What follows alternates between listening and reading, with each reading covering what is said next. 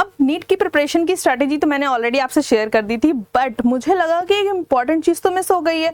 Yes, आपकी NEET exam की preparation से पहले आपको देनी है कुछ इंपॉर्टेंट टिप्स जो आपको इस स्ट्रैटेजी को फॉलो करने में भी हेल्प करेंगी, साथ ही अपने नीट के एग्जाम को क्रैक करने में भी हेल्प करेंगी। क्योंकि अभी जर्नी काफी लंबी है, तो इस लंबी जर्नी को थोड़ा सा इजी बनाने के लिए ये कुछ इंपॉर्टेंट टिप्स है मेरी तरफ से। तो चलिए वीडियो को शुरू करते हैं।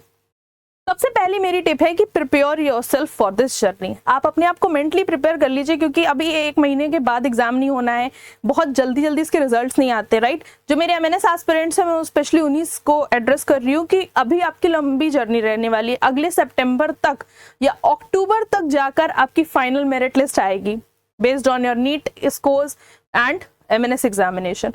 तो अभी क्या करना है, अपने माइंड को हमेशा कहते रहना है yes I can do it, yes I can do it, and mentally physically अपने बॉडी को हेल्दी रखना है, बहुत अपना ध्यान भी रखना है, और इस टाइम सिर्फ अपने आप को मोटिवेटेड रखना है, किसी और डिस्ट्रैक्शन से डिस्ट्रैक्ट नहीं होना है।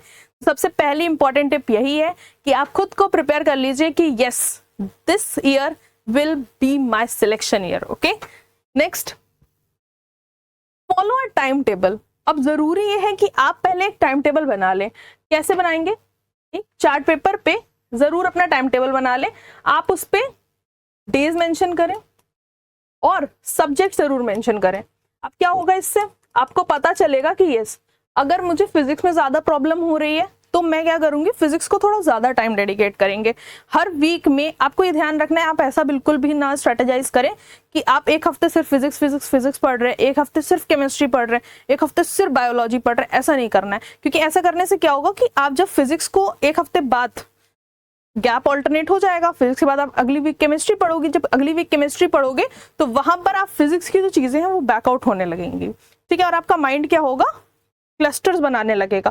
तो ऐसे आपकी मेमोरी में क्लस्टर्स ना बने, इसका बहुत ध्यान रखना है। इसलिए आपको पर वीक के डेज जो 7 डेज है उनको डिवाइड करना है। अब मान लीजिए संडे का दिन है, आप उसमें मॉक टेस्ट प्रैक्टिस कर सकते हो, जो पढ़ा है वो रिवाइज कर सकते हो, और डेली बेसिस पे आप अपने डेज को 6 डेज को डिवाइड करो कि किस डे पे मुझे कितने चैप्टर्स कवर करने, और एक टारगेट सेट कर लो अपने। एक व्हाइट बोर्ड, बहुत छोटा सा एक नॉर्मल व्हाइट बोर्ड आप ले सकते हो, परचेज कर सकते हो। उसमें आप डेली के टारगेट्स लिख दो कि यस मुझे आज फिजिक्स में इतने चैप्टर्स खत्म करने, केमिस्ट्री में इतने चैप्टर्स खत्म करने, और बायोलॉजी में इतने चैप्टर्स खत्म करने, जो आप पूरा करके ही सो, ताकि आपको ये आइडिया हो जाएगा कि यस मैंने इतना लिखा था and I can do it. So वो चीजें रखनी कंपल्सरी है टिल द लास्ट, ठीक है। तो इस चीज को बहुत फॉलो करना है और टाइम टेबल जरूर फॉलो करना है। Then consistent revision. Consistent revision क्यों, क्योंकि अगर आप रिवाइज नहीं करोगे तो आपका माइंड जो होगा वो रिकॉल करने की जो कैपेसिटी है उसको इंक्रीज नहीं करेगा। इसीलिए आपको ध्यान रखना है, आप 1 चैप्टर पढ़ रहे हो, 2 चैप्टर पढ़ रहे हो, 3 चैप्टर पढ़ रहे हो, उसको डेली हो सके तो, नहीं तो वीकली जरूर उसे रिवाइज कर दो। जितना भी आपने एक वीक में पढ़ा है अच्छे से रिवीजन कर दो, एक मॉक टेस्ट दे दो ऑनलाइन, और आपको ये सारी चीजें क्लियर आउट हो जाएंगी कि यस मैंने इतना पढ़ लिया। और कंसिस्टेंसी रखना बहुत जरूरी है। ऐसा नहीं कि 1-2 हफ्ते फॉलो कर लिया, तीसरे हफ्ते चौथे हफ्ते में भूल गए, अच्छा ठीक है चलो नेक्स्ट वीक कर लेंगे, अच्छा चलो कल रिवीजन कर लेंगे, ऐसा नहीं करना है। कंसिस्टेंट रहना है जब तक सिलेक्शन नहीं हो रहा, और कुछ नहीं देखना है, सिर्फ अपनी स्टडीज पर फोकस रखना है।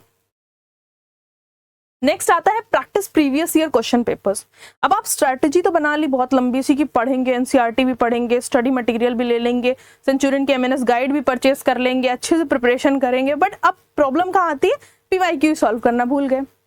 जब एक इंपॉर्टेंट एग्जाम के लिए आप प्रिपेयर कर रहे हो तो प्रीवियस ईयर क्वेश्चन पेपर्स तो मस्ट हैं, पीवाईक्यूज मस्ट है कि आपको प्रैक्टिस करनी ही करनी है, क्योंकि उससे आपको एग्जाम पैटर्न का पता चलेगा, आपको क्वेश्चंस कैसे चेंज हो रहे हैं वो पता चलेगा, कौन सा चैप्टर कितना वेटेज ले रहा है एग्जामिनेशन में वो भी पता चलेगा। तो बहुत सारी डिटेल्स जो हैं वो आपको पीवाईक्यूज से मिलती हैं, इसीलिए आपको पीवाईक्यूज जरूर प्रैक्टिस करने। क्या करना है, एक प्रीवियस ईयर क्वेश्चन पेपर की एक बुक खरीद लेनी है, और उसमें से आप हर वीक एक प्रीवियस ईयर क्वेश्चन पेपर लगाना शुरू करो, ताकि आपको पता चलेगा कि हाँ ठीक है ये इस तरह के पैटर्न्स में भी क्वेश्चन आ रहे हैं। हम तो एमसीक्यू टाइप पढ़ रहे हैं, बट एमसीक्यू का पैटर्न चेंज हो रहा है, अब हमें स्टेटमेंट बेस्ड क्वेश्चंस देखने को मिलते हैं, इसीलिए अब थोड़ी सी अपनी स्ट्रेटेजी को भी हम चेंज करेंगे।